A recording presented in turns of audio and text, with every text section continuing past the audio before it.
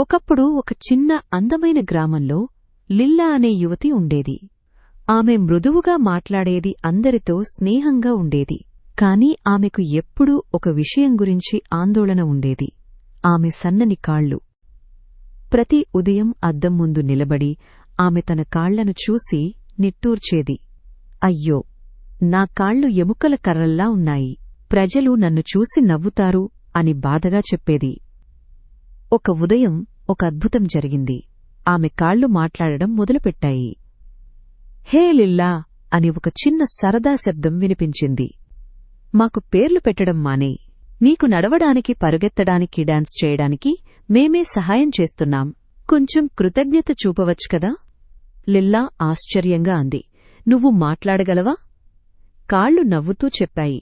అవును, ప్రతిరోజూ కష్టపడి పనిచేస్తున్నాం. బలమైన వాళ్లం సన్నగా ఉన్నా. లిల్లా నవ్వుతూ అంది. నిజం, నేను మిమ్మల్ని ఎప్పుడూ తక్కువగా చూశాను. మీరు నా జీవితంలో ప్రతి అడుగులో కూడా నాతో ఉన్నారు. కాళ్ళు ఆనందంగా తలాడించాయి. శక్తి పరిమాణంలో కాదు, లిల్లా మనసులో ఉంటుంది. ఆ రోజునుంచి లిల్లా తనను తాను ప్రేమించడం ప్రారంభించింది.